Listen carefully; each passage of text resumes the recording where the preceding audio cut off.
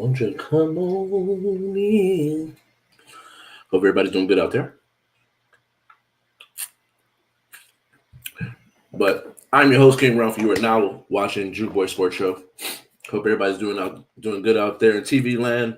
Like I said before, I appreciated you for pulling up. But like we always do before we get started, send a shout out to the sponsor. So if you want to do podcasts like what you're watching, music video, photo shoot, call the number on the bottom of the screen, 707 Fit Boxer. And if you're looking for a clean, jitterless, no crash energy drink or pre-workout, however you want to put it, go on dubby.com, w.com, use promo code JUKE for 20% off. And then make sure you go and help us out. Subscribe, like, comment, share, all that good stuff. Subscribe on YouTube, Juke Network. If you're there, if you're here watching from YouTube, hit that subscribe button if you haven't already. Help me get the numbers up. If you're here from Twitch, follow. I'm trying to become a Twitch affiliate by the end of the year. Got some goals for myself. And you can follow me at KYNGRALPH on TikTok while it's here, Twitch, Instagram, add an underscore for X or Twitter. And let's jump into it, man. We got the owner of the Steelers. I forget his first name, but the Rooney son, Rooney II, Rooney Jr., came out and made some statements as far as the future of the Steelers. They right now, or going in between the season, they started off with Russ as the starter, signed him, traded for Justin Fields, had him on a one-year deal. Then they go ahead and Russ gets hurt. Justin Fields comes in, plays pretty good football, gets better as the weeks go on. They end up pulling the plug. Tomlin pulls the plug on that, brings in Russ after being healthy. They end up making the playoffs. Rooney goes on and says pretty much that he wants the team to make a decision. It's either Russ or it's Justin Fields. No in between. We're not going to bring back both.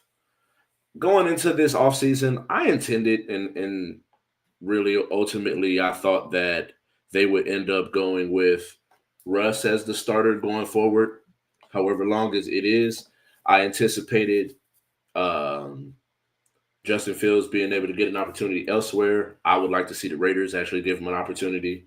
Now, whichever one they decide to go with, if it was me, I understand what Russ gives. I want to see what Justin Fields can do, given another year in an offense, another year with the team, another year with that same offensive coordinator, and let them build. Add in some more weapons, maybe get another wide receiver in there along on the other side of Pickens, and see what you can do going forward. Because I feel like Russ is at the end of his tenure where essentially he's a bridge quarterback until you can find your guy of the future. Now, with that being said, gives you an opportunity. I don't see outside of the top two. Now, I haven't started my draft evaluation to really be able to put a stamp on that. But so far, from what I've seen, if it's not Cam or Shador, I don't really see it being a quarterback of the future in this draft. So I don't mind with how young Justin Fields is, giving him another opportunity, another crack at it. Or if you give Russ, however, if you feel like Russ has another year or two in him, go for it. But I feel like at some point you got to get your quarterback of the future. With Russ's age, I'm going to go with Justin Fields to see what he can do for me. And Todd Monken, OC, offensive coordinator for the Ravens, is in the process of finalizing an extension. I feel like he deserves it. I feel like what he's been able to do, I think it's smart, one, locking him up for the future, because given some of the landscape of the coaching situation right now, you put him in a position to where, hold on, let me adjust this a little bit. All right, cool, we're good. I feel like I was a little too low on the screen, but maybe I just need to sit up straight, better posture. But I feel like Todd Monken, given what he brings, the offense that he brings with the Ravens, being able to pull and get a little bit more out of Lamar Jackson than Greg Roman was able to get out of him, I feel like he deserves that extension. Now, can we question some of the play calling and decision making when it comes to it, whether it's Lamar, whether it's the coach, putting him in a position of where, putting him in a position of where he's throwing the ball too much. That's where the parts where I have an issue with some of Todd Monken's play calling. I feel like at the end of the day, he's brought in a different dynamic to Lamar than Greg Roman was able to get out of him, where he's been able to throw the ball. I feel like they should use his legs more, but they get into these big games and then they just forget their identity as if they're not one of the best running teams in all of football from a quarterback and running back standpoint. So that's the thing for me when it comes to Todd Monken. Do I think he deserves a contract extension? Yes, I think you lock him in before some other team is trying to pull him away and get him in as a head coach. The numbers that he's putting up from an offensive standpoint, building from last year, how it was efficient, didn't turn over the ball a lot. This year, they were a lot more explosive in the big play. Zay Flowers did his thing until he got injured, having the two-headed monster of Mark Andrews and Isaiah Likely. Now, in the offseason, we'll see what happens with Likely because I would envision a team trying to pull him away from that Ravens organization, give him a big deal, give him number one tight end type money, being able to split out wide, be a decent run blocker. But if I'm the Ravens, I do what I can to keep him in the building. But Todd Monken has done his thing, being able to have that good of an offense this year. Big plays, throwing.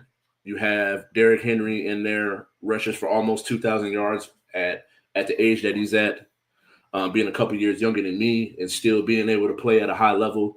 I feel like Todd Monken done his thing, man. I feel like he's definitely an upgrade from Greg Roman, open up the playbook, giving Lamar a lot more opportunities to change plays, see what he sees at the line of scrimmage, and see if Lamar can build from there. And so moving on, Coach Aaron Glenn has been completely and I get where he's coming from when it comes to it, but like ultimately it's the elephant in the room. I understand that you don't want to answer these questions, but Aaron Glenn, the new head coach of the New York Jets, keeps being asked about Aaron Rodgers. He says he's trying to figure it out. He is got to look at the film, see what it is, what we're doing going forward, and go from there. I think that when it comes down to it, should he bring him back? This is one of those things where, all right, if you don't, what is your replacement? Who is your replacement? If you're not going to bring back Aaron Rodgers for whatever reason, I feel like the expectation of what Aaron Rodgers was supposed to do versus where he's at, I don't feel like he's that bad of a quarterback given where he is currently. Now, the expectation of what he was supposed to be able to do versus what he's been given or what his production on the field was, that's where I understand where people are coming from with that. But I do think that when you make this decision, it's the same thing with Russ. What quarterback are you going to bring in that's going to replace him? And so I'm not sure. Maybe the Falcons do something with Kirk Cousins, given the money that he's owed, and bringing in Michael Penix with him getting benched. Justin Fields is another person. The Sam Darnold and J.J. McCarthy situation there. There's Lyndon Hooker from the Lions. That is, I feel like, is someone that could end up being a piece or a quarterback that people should go after. I actually think that that's another quarterback I would love the Raiders to go after.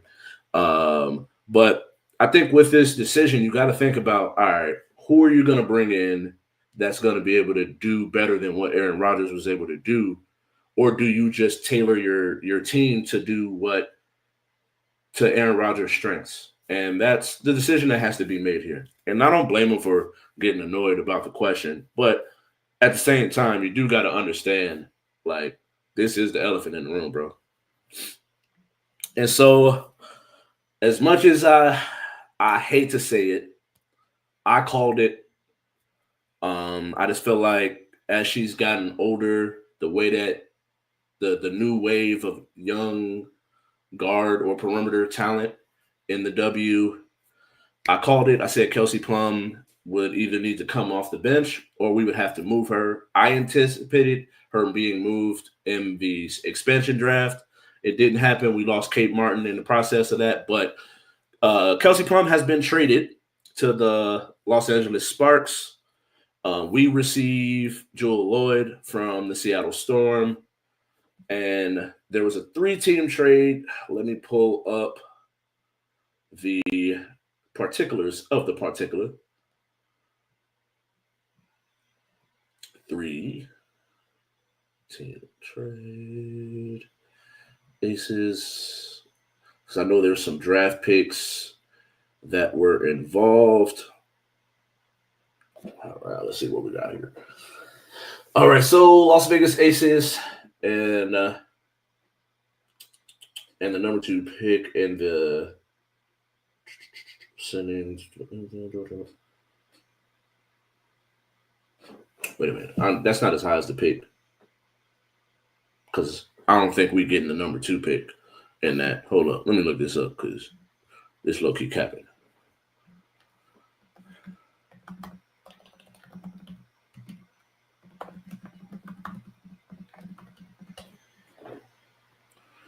I should have just screenshot it while I had the opportunity. All right, so Sparks traded the number 2 pick in the draft to Seattle. So Seattle gets the number 2 pick. Los Angeles gets Kelsey Plum in the number 9 pick, and the Aces get the 13th pick, along with Jewel Lloyd. And for me, man, I've said this as much as I'm a huge fan of Kelsey Plum. Her personality. I've got an opportunity to meet her being out here in Las Vegas when I was working for Foodie Fit. She's a very nice person, a very well-respected basketball player, but I just felt like being able to stay relevant, stay in competition, you needed to make a change. And so getting Jewel Lloyd in that trade, where what she's been able to do over the last couple years, it's nothing short of phenomenal. Like you're getting someone who's still in their prime or at least close to it at 31, coming in 20 points a game last year, about 25 and 4 or 20 points, 5 rebounds, 4 assists, being able to play the guard a little bit bigger than Kelsey Plum. So being able to step in at that point guard, 2 guard position, be able to put points on the board, stretch the floor, be someone that's a running mate alongside of A'ja Wilson. And yeah, it's kind of wild, my boy. That's a wild comment. But because this ain't that kind of page, my boy. Strictly sports, my man. Appreciate you for watching, though. But I think that to get back to the topic, I think Jewel Lloyd is going to bring something to the team that I think that is much needed at where we're at. We're at a crossroads right now, pretty much, where you're pretty much going to be one of those things where Chelsea Gray is getting older. Jackie Young is coming into her own. Kelsey Plum was a little bit of a defensive liability. Now I feel like Brittany Griner goes to the Atlanta Dream, which leaves Tina Charles out there. I feel like that's someone that we should go after, see if we could put her alongside A'ja Wilson, being able to stretch the floor while also being a force in the paint defensively, offensively. And that is wild, man. You're wild, bro. I appreciate your comments, though. Stay blessed out there, my family. But being able to add something to keep us relevant it was a move that was much needed. Now we'll see how well Jewel Lloyd, from a defensive standpoint, what she's able to do and bring to the team. I feel like in the end, it's going to pay dividends. I feel like Kelsey Plum is also going to bring something to the Sparks that I think that is much needed as well. I feel like they're going to get a vet to go along with that young core. Cameron Brink, Rakia Jackson. You got Derek Hambry, so she has some familiarity with someone that she's played with with her being a former Aces player, Kelsey Plum being able to stretch the floor. Now, whether or not they can hide her from a defensive standpoint, that's the part for me that's going to be, can they really do it? And so that's where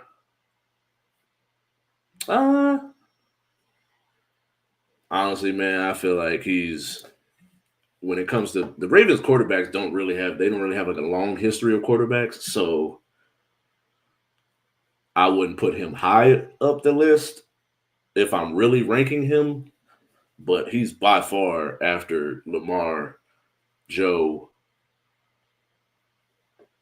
and even Trent Dilfer who won a what you call it,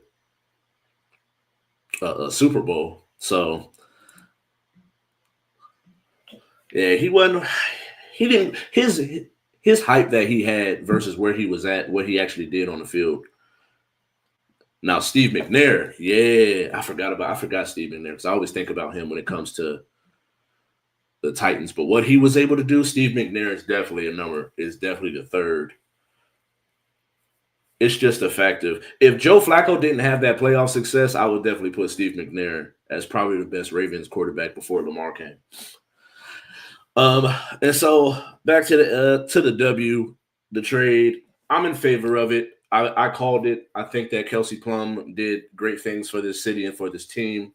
I think Jewel Lloyd is going to keep us be in the championship hunt. Jackie Young is ascending, putting her alongside Chelsea Gray, the point guard, and Asia Wilson, who is clearly the best basketball player in the W right now. As we speak, what she's able to do from an offensive, defensive standpoint, being an anchor while also being able to go get you 25 and 12 with a couple blocks and a couple steals every night. And so the AFC Championship game has passed on. Chiefs beat the Bills 32-29 to move to the Super Bowl. It's one of those things that I just felt like in the end, what happened is what I expected to happen. Honestly, I felt like it would be one of those things where they would be close in the game, they would have an opportunity, but I just didn't think that the Bills had enough to be able to outlast the Chiefs. Spags on defense, Andy Reid calling the offense, the offensive weapons, low-key having the refs on your side. There's certain calls and plays that go in your favor or go against you. And I just felt, like I said in one of my clips I posted earlier today, it's just one of those things when you got the refs against you, when you're on the road, your coaches aren't as good as their coaches, and Mahomes is always going to do enough to make the right play at the right time and move you down the field. And so ultimately, Chiefs move on, are in the Super Bowl, like I said they would be. But shout out to Josh Allen in the end. I hate the whole narrative of, oh, should we feel bad for him? Because Dalton Kincaid dropped a pass and he did a lot for the team. Me personally, I just feel like if you're not going to give those courtesies to other people, I don't want to hear it. Sports is one of those things where I don't care about your feelings at the end of the day. Lamar Jackson should have had an opportunity to win that game. Mark Andrews drops a pass. We don't feel bad for him. So why should I feel bad for Josh Allen? I'm not. I don't feel bad. At the end of the day, there was plays that could have been made. You can't, and I compare it to boxing. You can't leave it in the hands of the judge to be able to make a decision on whether or not you're going to win. You got to go out there and knock the champ out. And I just don't feel like the Buffalo Bills did enough to do that. So in the end, the Kansas City Chiefs were able to get the job done and move on to the Super Bowl. And so moving on to the NFC Championship game, the Eagles put a whooping on the Commanders. That their banter between Commanders fans and Eagles fans that I've seen on social media is pure comedy, and I love it. I think it's funny. I think it's good. As long as they're keeping it, talk your shit, but don't get violent. And that's where, for me, it was good to see it, but I also at the same time, this is where I thought that Jaden Daniels' great season that he's had, probably the greatest rookie season, being able to get to an NFC championship game as a rookie with no real expectations going into the season. All of the eyes and pressure was on Caleb Williams, comes in, balls out, has a hell of a year. But just not being able to make enough plays and stopping, and the defense not being able to stop Saquon. When I went into the game, I told you guys, and I said it. If anybody's gonna beat you, it's got to be Saquon, or it can't be Saquon. And they did the opposite of that. They let Saquon go crazy, and that's where it sucks. But you end up having one of those things where Saquon has 15 carries, where he's almost 8 yards a carry, and that's why you lose the game. Like you can't give up big gashes right from the jump. He goes off for 60 yards, 3 touchdowns. In total, they have 7 rushing touchdowns, where Jalen Hurts has 3, Shipley has 1, when he had 4 carries for 77 yards. So, like, you just let them run the football up and down the field, and the game was never really like it was. There was no question whether or not the Eagles was going to win this game, especially once the game started. And so, Super Bowl unfortunately ends up being exactly what I thought it would be, with the Eagles and the Kansas City Chiefs in the Super Bowl rematch. Now, whether or not who wins this one, I'll talk about that at a later date.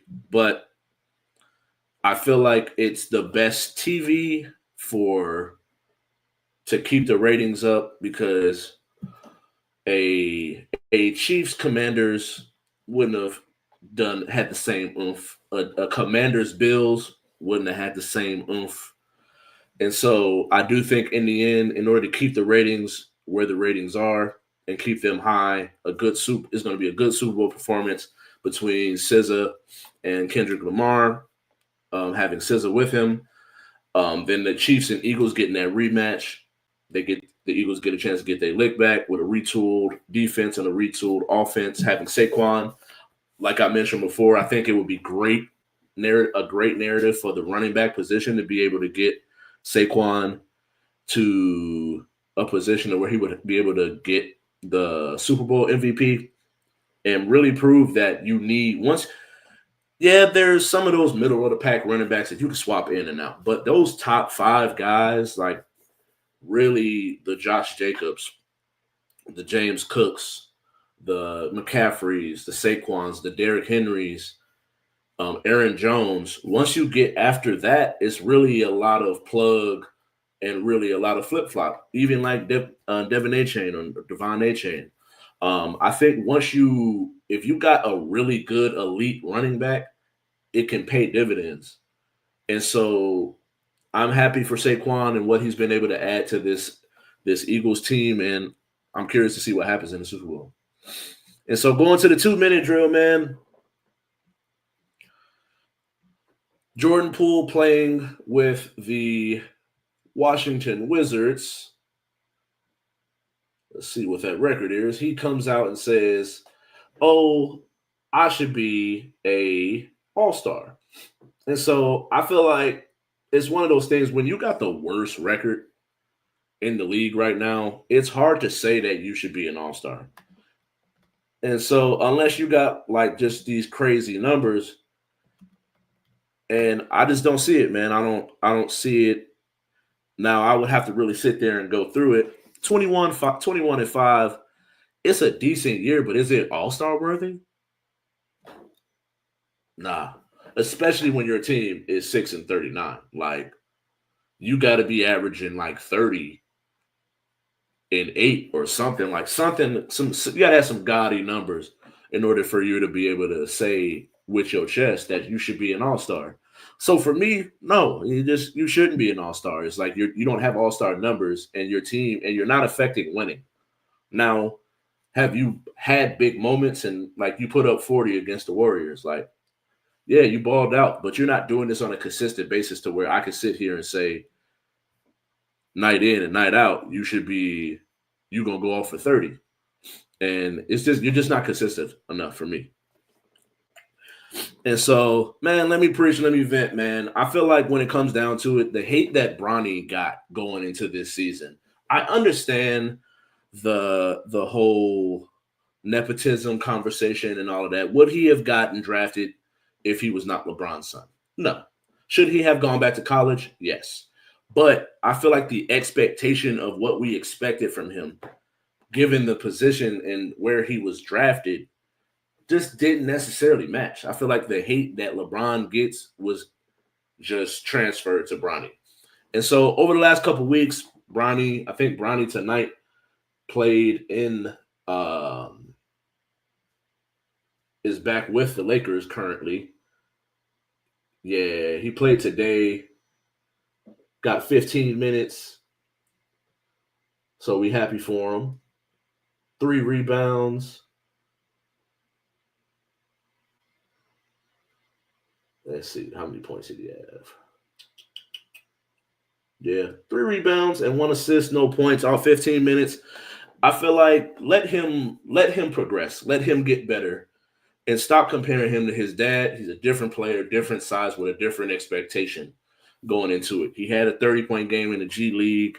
He just caught a body dunking on somebody in the G League. Let him do his thing and carve out his own lane in the league. I feel like in the end, it could be one of those things where he could end up being a role player. Like his ceiling is a Drew Holiday, like a Devin White, a Derek White, sorry. In the league, I feel like he could be a really good role player. He was drafted late in the second round. Give him an opportunity. He's only 20 years old. Give him an opportunity to get out there and see what he could do. Now, if he's nowhere near that by 23, 25 years old, then all right. It is what it is. He didn't work out, but he got his opportunity. Because given any chance, shit, if I had a son like that, hey, I'm going for it. I'm giving him an opportunity. And so what I got. Yeah, this show's almost over. Last thing. Thank you all for watching.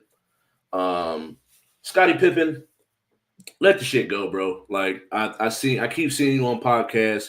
You're not consistent with your takes. At one point, Mike was the GOAT, and he was such a great teammate. Then the documentary came out. Then LeBron was the GOAT, and what he's added so much more. He's done more with less.